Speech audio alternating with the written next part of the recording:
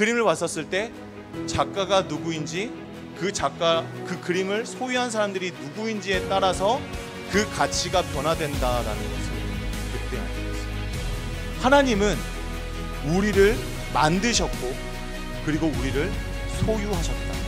이것에 우리의 가치가 있다라는 것을 믿는 저와 여러분들에게 소망합니다. 아멘이십니까? 이 세상의 이 예술작품도, 누군가의 작품도 누가 소유했는지, 누가 만들었는지에 따라서 그 가치가 달라지는 거예요. 우리는 하나님께서 만드셨고 하나님께서 소유한 백성이라는 사실에 그 어떤 가치가 비교할 수 있겠습니까? 여러분들의 그 가치는 거기 있음을 믿으시기 바랍니다. 여러분의 그 가치를 하나님께서 보시는 가치로 인정하는 저와 여러분 되기를 소망합니다. 오늘은 그 사랑의 기쁨으로 초청하신 하나님이라는 제목을 가지고 하나님의 말씀을 함께 나누려고 합니다. 우리 시편 100편의 말씀을 가지고 우리가 함께 찬양도 하고 오늘 말씀을 함께 나누려고 합니다. 오늘 말씀을 이렇게 준비하면서 이 기쁨이라는 주제를 좀 많이 묵상을 해봤던 것 같습니다. 그래서 아마 우리가 갖고 있는 이 기쁨에 대한 어떤 이미지, 또 기쁨에 대한 어떤 생각들, 이것에 대한 것이 우리 성경적으로 또 복음 안에서 이것이 어떻게 우리가 좀 생각해 봐야 되는지 함께 고민하는 그런 시간이 되었으면 좋겠습니다. 네, 가치는 늘 변해 왔었습니다. 여러분, 이 가치라는 거 다 아시죠? 이 세상에 영원한 가치가 있는가? 가치는 늘 변해왔다라고 생각합니다. 이 주식 여러분 하세요? 이 주식을 하고 있는, 주식에 투자를 하나 뭐 이렇게 하시는 분들 보면은 이 계속해서 이 가치가 변동이 있습니다. 이 세상의 모든 것들이 영원하지가 않더라고요. 옛날에 대장주라고 불렀던 사람들이 많이 선호했었던 그런 가치들도 시대가 변하면서 그 가치는 떨어지게 되는 거죠. 요즘에 그 성냥 파는 회사를 갖고 있는 사람은 없잖아요, 그렇죠? 있어요 지금도? 없죠. 예. 이미 세상은 바뀌었죠. 성냥을 이용한 게 아니죠. 석유도 아니죠. 이제 뭐 전기차 뭐 이런 거겠죠. 그러니까 세상은 늘 계속해서 변해 오더라는 것입니다. 사람들이 만들었었던 이 생각들도, 이 가치들도 계속해서 변해 왔었습니다. 누가 맞대, 저 사람이 맞대 라고 생각을 하면서 많은 사람들이 이론을 만들었고 그 이론에 대해서 사람들이 막 따라가다가 아니야, 그거 틀렸어, 이 이론이 맞아 라고 얘기했었을 때 또다시 그 가치가 변동되는 것을 우리가 알 수 있었습니다. 그래서 이 세상의 모든 것들은 가치가 늘 변하는 것 같다. 그래서 이 가치는 사람들이 원하는 것, 사람들이 마음속에 원하는 것이 곧 그 가치를 반영하고 있었다는 걸 깨닫게 돼요. 그러니까 사람들이 지지를 해야 돼요. 사람들이 좋아해야 돼. 사람들이 원해야 돼. 사람들이 그것을 갖고 싶어야 돼. 이것이 가치가 되는 거예요. 그러니까 많은 사람들이 갖고 싶은데 그 가치 있는 것이 적을 때, 그걸 희소성이라고 하죠. 이 적을 때 그 가치가 더 올라가거나 아니면 더 많아지면 떨어지게 되는 거죠. 예전에 허니버터칩이라고 혹시 드셔보셨나요?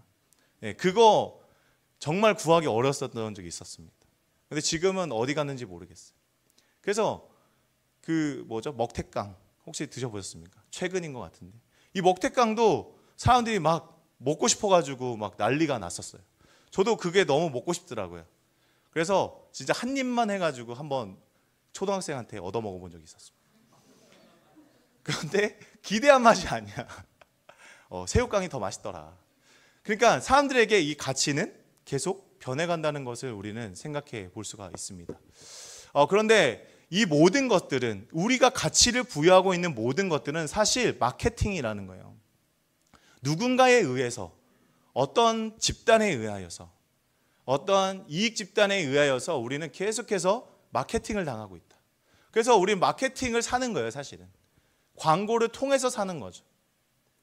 여러분들이 지금 갖고 있는 수많은 전자제품들이나 여러분들이 지금도 원해서 열심히 일을 하고 돈을 모으고 적금을 붓고 있는 모든 것들은 다 마케팅이지.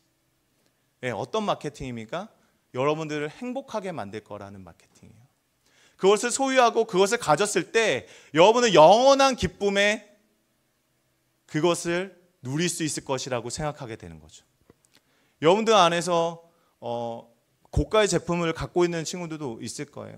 저도 예전에 그 만년필을 한번 모아본 적이 있었습니다.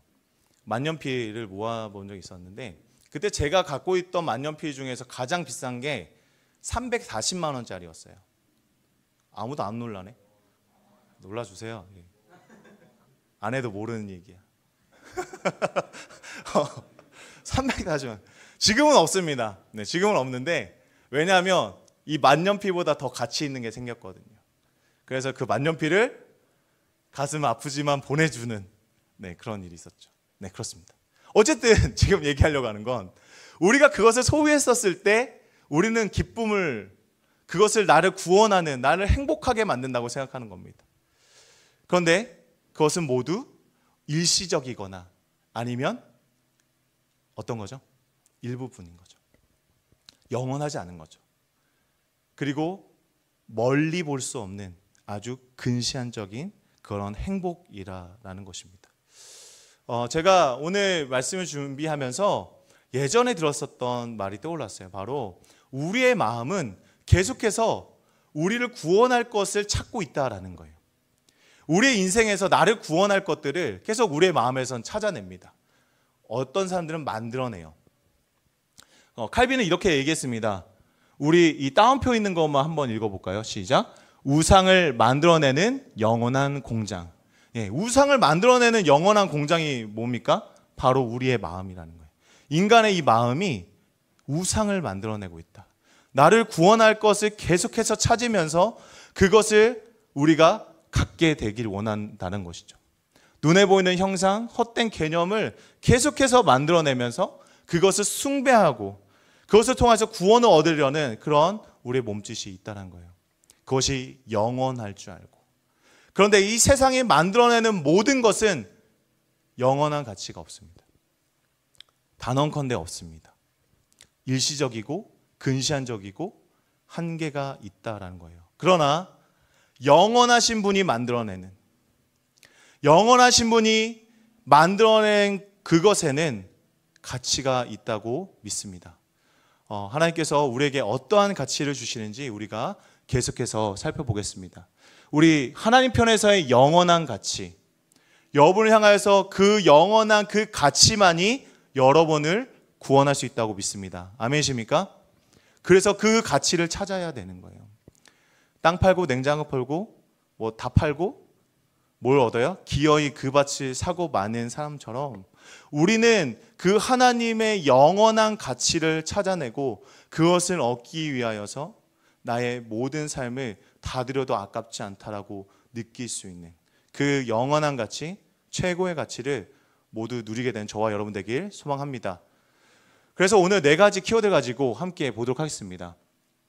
첫 번째는 로드, 주님이시고, 두 번째는 제사, 세 번째는 가치, 네 번째는 영원함이라는 이 4가지의 키워드를 가지고 함께 말씀을 생각해 보려고 합니다. 여러분, 오늘 3절 말씀을 우리 함께 읽어보겠습니다. 개역개정으로 시작.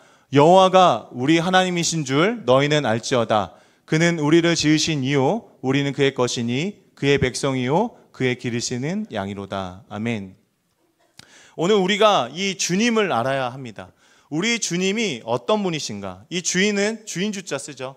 우리의 주인이 누구이고 또 이 주인이 하나님이시다라는 것을 우리는 알아야 한다는 거예요. 이 주인은 우리를 부르시고 그의 자녀로 삼으시고 그의 백성으로 삼으시고 그의 양으로 삼아서 그에게 있는 모든 것을 우리에게 허락해 주는 분이기 때문에 우리는 그분이 누구인지를 바르게 알아야 돼요. 그래서 우리는 이 주님이 어떤 분이신지를 알 때에만 나의 가치, 인생의 가치, 영원한 가치가 무엇인지 알 수 있게 됩니다. 그 그림은 굉장히 유명합니다. 제가 초등학교 다닐 때, 국민학교 다닐 때도 있었을 것 같아요. 저 국민학교 다닐 때 있었거든요. 여러분 국민학교 안 다녀봤죠? 네, 저는 2학년 때까지 다녀봤거든요. 그때 미술책에 이 소 그림이 있었던 것 같아요. 제가 정말 기억을 하는데 이 황소, 이 하얀 소 그림이 굉장히 유명한 그림입니다. 그런데 이 그림을 누가 그렸죠? 이준섭이라는 이 작가가 그리셨어요. 이 작가가 그렸는데 이걸 누가 소유하고 있어요? 뭐 국립박물관? 네, 잘 모르겠어요. 그런데 이중섭이 그린 그림들의 대부분을 여기 고 이건희 회장님이 갖고 계시다. 갖고 계셨다. 이제 이 세상에 안 계시니까, 고인이 되셨으니까.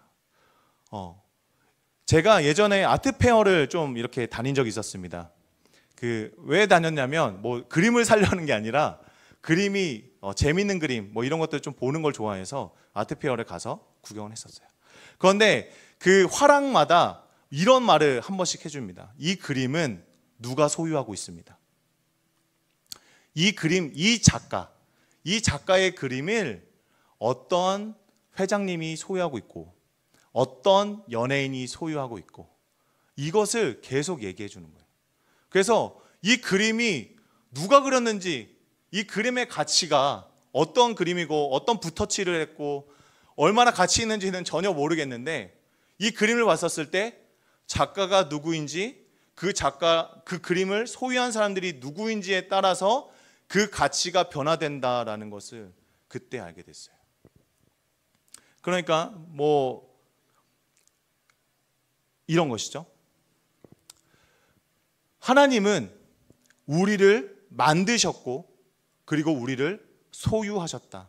이것에 우리의 가치가 있다는 것을 믿는 저와 여러분 되길 소망합니다. 아멘이십니까?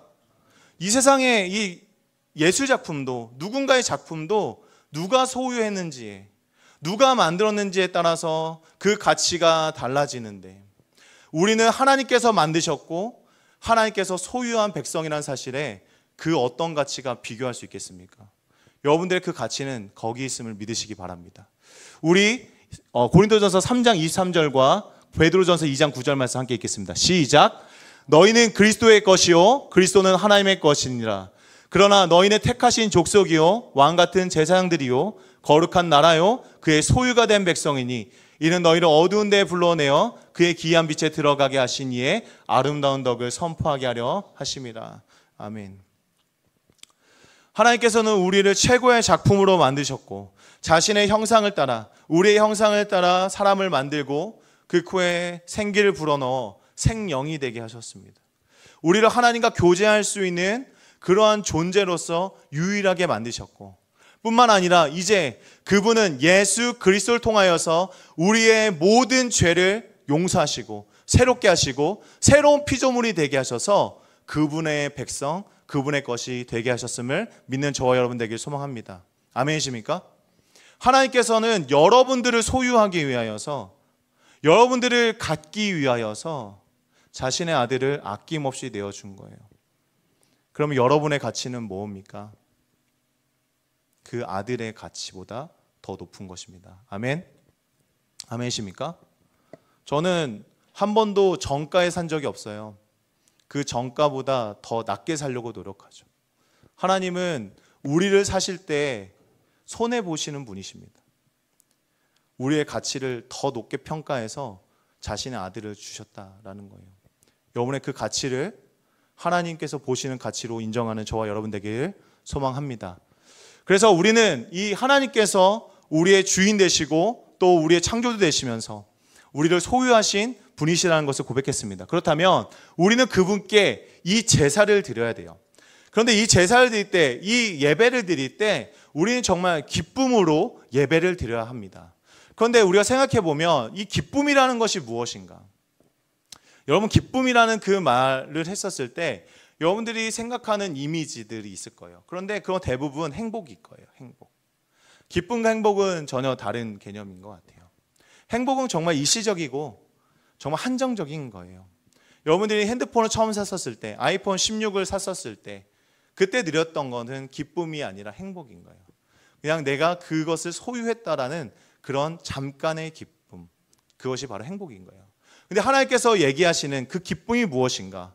그것을 이해하기 위해서 우리는 대조적 개념을 한번 이해해 볼 필요가 있습니다.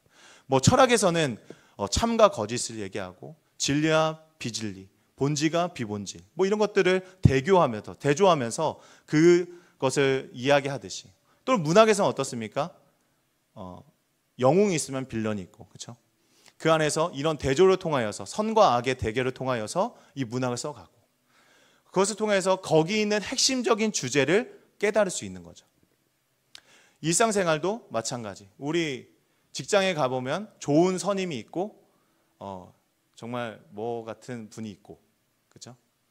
우리가 어떤 삶을 살아도 나를 도와주는 사람이 있고 나를 힘들게 하는 사람들이 있고, 그것을 비교를 통해서 내 삶에 나를 도와주는 사람들의 그 가치, 그분의 헌신과 사랑이 이해가 되는 거죠. 마찬가지로 그렇다. 왜 갑자기 넘어갔지? 네, 했습니다. 그래서 우리가 이 기쁨을 알기 위해서는 지옥을 알아야 돼. 지옥을 알아야 됩니다. 여러분, 지옥을 한자로 뭐라고 부르는지 아세요? 무저갱, 갱갱, 뭐 이렇게. 미안해요. 뭐 갱, 뭐 이렇게 갱갱, 뭐 무저갱이야, 무저갱. 근데 이 무저갱이 뭐냐? 없을 무에 이 밑바닥이 없다라는 얘기야. 구멍이 뚫렸다는 거지. 그래서 그 끝을 알 수 있다, 없다? 알 수 없는 거예요. 하나님의 진노, 하나님의 분노, 하나님의 심판은 이 무저갱에다 다 쏟아버리시거든요. 근데 여기가 끝이 있어요, 없어요? 바닥이 있어요, 없어요? 완전 블랙홀처럼 계속해서 들어가는 거지. 그 진노가 그만큼 크다는 거예요. 하나님의 분노, 하나님의 진노를 생각했었을 때 우리는 그 지옥이란 그 개념 속에서 기쁨이 무엇인지를 알 수가 있는 거죠. 하나님의 진노가 끝이 없는 그 바닥이 없는 그곳에 영원토록 계속해서 쏟아지고 있는 거예요. 그게 그 하나님의 진노가. 근데 그 반대편에 뭐가 있어요? 기쁨이 있다라는 거예요. 이것은 넘치는 기쁨이에요. 영원토록 솟아나는 기쁨이에요. 하나님께서 우리에게 원하시고 우리에게 주고 싶어 하시는 그 기쁨은 바로 그런 기쁨이라는 거예요. 내가 지옥을 생각하고 이 지옥의 반대 개념인 이 기쁨을 생각했었을 때, 우리가 하나님께 드려야 되는 이 예배가, 우리의 기쁨의 예배가 무엇인지 우리는 명확하게 알 수가 있다라는 거예요. 여러분이 지금 기쁨으로 예배를 드린다는 것은 이 기쁨, 하나님께서 우리에게 주고 싶어 하시는 그 기쁨으로 드려야 되는 줄 믿으시기 바랍니다. 그러니까 박자가 빨라지고 노래가 신이 나서 우리가 기뻐지는 그런 기쁨의 수준이 아니라, 하나님은 우리에게 주시려고 하는 그 기쁨은 영원한 저주와 영원한 심판을 반대되는 개념, 영원한 기쁨, 넘치는 기쁨, 소멸되지 않는 그 기쁨을 우리에게 주고 싶으신 것을 믿는 저와 여러분들에게 소망합니다. 그래서 우리는 이 기쁨을 가지고 합당한 가치로 하나님께 드릴 수 있는 거예요. 여러분들은 이 예배가 무엇이라고 배웠죠? 마땅한 가치, 최고의 가치, 이 최선의 가치로 하나님께 드리는 것, 그걸 워십이라고 했었잖아요. 그렇죠?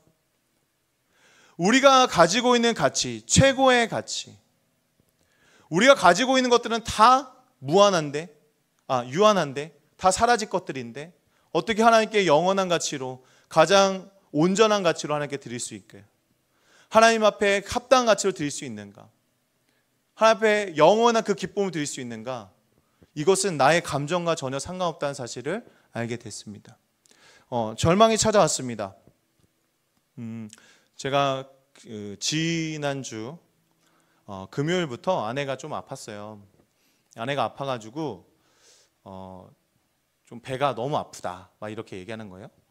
그래서 그러면 월요일 날 한번 병원에 가보자 이렇게 얘기를 했습니다. 사역도 있고 뭐 이러쿵저러쿵 이야기하면서 뭐 아내도 지금 별 문제가 없을 거라 생각하고 이제 월요일 날 가본 거예요. 그런데 월요일 날 아이들이 좀 보챘기 때문에 소아과에 가가지고 갔는데 타이레놀이랑 그 소화제만 준 거예요. 무슨 그 의무대도 아니고 군대 의무대 같은 데에서 배 아프면 소화제 주고 머리 아프면 또 소화제 주고 막 이러거든요. 다 소화제 줘요 항상. 소화불량이라고. 근데 마치 그런 느낌이 들어가지고 이건 아니다. 우리 내일 화요일 날 한번 가보자. 병원 좀 더 큰데 한번 가보자. 이렇게 해서 가봤습니다. 그런데 이제 CT 검사를 하고 나서 그 결과물들을 보여주는데 의학에 대해서 모르는 제가 봐도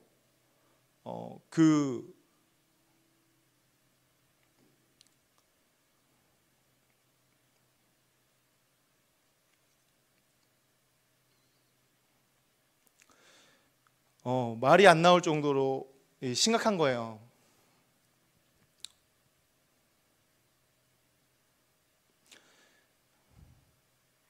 그리고 나서 그 결과들을 이제 듣고 아내를 입원하고 치료를 받게 했습니다. 너무 이게 염증이 너무 많아서 종양도 있고 염증도 있어서 이게 보이지 않는다. 조직 검사를 할 수 없다. 그래서 좀 시간이 더 항생제로 이걸 투여해서 이 염증을 낮춘 다음에 조직 검사를 할 수 있다. 이렇게 얘기를 했습니다. 근데 그 얘기 듣는데 욥의 고난도 생각이 날 뿐만 아니라 내가 이 기쁨에 대해서 설교를 하려고 준비하고 있는데 어떻게 이 기쁨을 이야기할 수 있을까? 내가 우리 청년들과 함께 이 기쁨, 하나님께 주신 이 기쁨을 이야기해야 되는데 내 마음에 찾아온 이 아픔, 고통, 어떤 분노감, 어떤 상실감, 어떤 허무함이 어떻게 이 기쁨을 설명할 수 있을까라는 생각이 들었습니다. 그런데 하나님께서 아내를 통해서 또 깨닫게 하시는 게 있었어요. 이 모든 순간에 대해서 하나님을 더 신뢰하고 하나님을 더 찬양하고 하나님을 더 사랑한다 라고 고백을 하는 거예요. 나의 어떠함이 아니라 나의 지금 상태가 아니라 나의 어떤 기분이 아니라 그 하나님만으로 충분한 그 기쁨에 대해서 이야기하는 것입니다. 그러면서 제가 이러한 생각을 했었어요. 예전에 우리가 이 시간의 개념 속에서 하나님께서 나의 삶에 나의 현재 속에서 일하고 계셨을 때 하나님이 나에게 고난을 주시고 나에게 아픔을 주시고 나에게 시험을 주실 때마다 나는 이 현재가 고통스러운 거예요. 힘든 거예요. 그래서 내가 예배 드릴 때마다 나의 감정과 나의 기분이 먼저 앞섰던 거예요. 그런데 하나님께 나아간다라는 것은, 하나님께 예배 드린다는 것은 나의 감정과 나의 상태와 나의 기분이 우선되지 않는다. 아멘이십니까? 우리의 모든 예배와 기쁨은요, 예수 그리스도께서 십자가에서 이루셨던 그 사건과 그리고 지금 나의 삶에서 지금도 함께하여 주시는 임마누엘의 역사와 그리고 예수 그리스도께서 우리를 구원하시기 위해서 다시 오실, 우리 위하여서 다시 오실 그 날을 기대하는 것, 그것이 우리의 기쁨이 되고 그것이 우리의 찬양이 되고 우리의 예배가 되어야 될 줄 믿는 저와 여러분 되기를 소망합니다. 아멘이십니까? 그러니까 우리가 주님으로 인하여서 영원한 가치를 드려야 된다는 것, 영원한 기쁨으로 주님 앞에 참여한다는 것은 지금 나의 지금 상태가 아니라는 거예요. 나의 고난의 상태, 나의 어떠한 문제, 이러한 상태로서가 아니라 하나님께서 이루셨고 지금도 함께 하시고 이루실 그 일을 믿음으로 동참하며 그 일을 나아가야 된다는 것입니다. 그래서 제가 하나님께서 일하시는 것이 우리가 생각했었을 땐 과거, 현재, 미래잖아요. 문법적으로 이건 그냥 문법이구나 라는 생각이 들었어요. 과거, 현재, 미래. 근데 하나님은 언제나 현재이시잖아요. 언제나 우리의 삶 속에서 현재로서 임하시는 그분의 일하심, 이것이 생각했을 때 우리가 이렇게 봤었던 것들을 이렇게 바꾸게 되니까 하나가 되어 보이는 거예요. 이것을 이렇게 보니까 하나로 보이게 됐다는 거예요. 나의 삶 속에서 역사하시는 그분은 십자가에 달려서 우리를 구원하셨던 그분이고, 나의 삶에 지금도 나의 기쁨이 되시는 분은 그 때에 미래에 우리를 구원하실 그 예수 그리스도라는 사실을 우리 보게 되었습니다. 그러므로 우리가 드려지는 이 예배, 이것은 우리의 감정, 우리의 기분, 우리의 태도의 문제가 아니에요. 믿으십니까? 아멘이십니까? 우리가 드리는 예배는 그분께서 이루셨고 그분께서 함께 하시고 그분께서 이루실 그 기쁨임을, 그 믿음으로 동참하는 저와 여러분 되었으면 좋겠습니다. 그래서 제 삶에는 기쁨이 있다. 그리고 기뻐할 수 있다. 그리고 기쁨의 예배가 가능하다라는 결론을 내릴 수 있었습니다. 우리 푸른 공동체도 이러한 기쁨, 그리스도께서 이루시고 우리에게 주실 그 기쁨 안에서 하나님을 예배하는 저와 여러분 되길 소망합니다. 아멘이십니까? 아멘. 우리 마지막으로 보겠습니다. 영원한 교제, 기쁨의 사귐으로 우리를 부르십니다. 우리 4절 5절 말씀 함께 읽겠습니다. 시작. 감사함으로 그의 문에 들어가며 찬송함으로 그의 궁정에 들어가서 그에게 감사하며 그의 이름을 송축할지어다. 여호와는 선하시니 그의 인자하심이 영원하고 그의 성실하심이 대대에 이르리로다. 아멘. 하나님께서는 우리를 영원한 그 기쁨으로 초청하십니다. 영원한 그 사랑 안으로 우리를 불러주시고 계세요. 우리 삼위일체, 우리가 믿고 우리가 고백하는 하나님은 삼위일체 하나님입니다. 아시죠? 한 본체이시지만 삼위격을 갖고 계시는 그 하나님, 그 하나님의 그 연합 안에, 그 사랑의 그 교제 안에 우리가 들어오기를 원하시는 거예요. 하나님께서 원하시는 그 사랑은 우리에게 부스러기를 주는 사랑이 아닙니다. 야, 내가 이렇게 놀고 있으니까 너 저기 가서 놀아, 이게 아니에요. 애들은 저기 가서 놀고 어른들은 여기 가서 놀 거야, 이거 아니에요. 하나님은 우리와 함께하기 원하시고 그 사랑의 교제 안에 우리를 초청하시고 불러주고 계십니다. 그런데 이 기쁨으로 우리를 부르실 때는 우리가 믿음으로 반응해야 됩니다. 아멘이십니까? 우리가 그 믿음이 있어야 돼요. 여러분, 믿음은요, 사용하는 것입니다.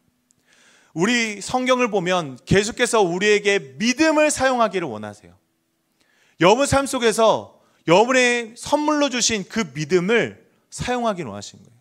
오늘 내가 이 자리에 예배 자리로 왔었을 때 나는 믿음으로 하나님의 그 사랑의 교제에 동참합니다라는 믿음이 있어야 될 줄 믿습니다. 아멘이십니까? 그냥 그 믿음으로써 우리는 그곳에 임할 수 있는 거예요. 우리는 십자가에 달려 죽으신 예수 그리스도와 함께 우리도 함께 죽었다라고 말합니다. 그렇죠?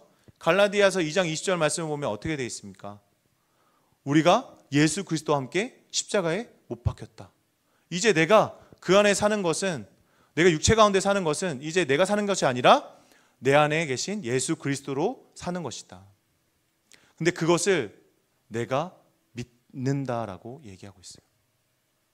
내가 예수 그리스도의 십자가에 동참하는 것도 믿음으로 가능한 것이면, 내가 그 영원한 하나님의 재림과 하나님의 다시 오심도 마찬가지로 믿음으로 동참해야 되는 것입니다. 아멘이십니까? 그렇다면 현재의 예배, 오늘의 예배, 나의 삶의 예배 속에서도 나는 그 믿음으로 동참해야 되는 거예요. 믿으십니까? 그 믿음을 사용하고 그 믿음을 사용함으로 하나님의 그 사랑과 그 사귐의 교제 가운데 정말 참된 기쁨으로 나아갈 수 있는 저와 여러분 되길 소망합니다. 그 기쁨으로 나아갔을 때 우리의 삶과 우리 안에 있었던 어두움과 우리 안에 있었던 눈물을 모두 씻겨주시는 그 역사가 우리 가운데 있을 줄 믿습니다. 우리 안에 우리를 넘어뜨리고자 하는, 우리 안에 우리 자신을 신뢰하지 못하게 만드는 수많은 목소리에 귀 기울이지 마시고 우리를 지금도 초청하시는 그분의 목소리에 반응할 수 있는 저와 여러분 되길 소망합니다. 우리 마지막으로 하나님께서 하나님 편에서 우리에게 영원한 가치를 보여주셨습니다.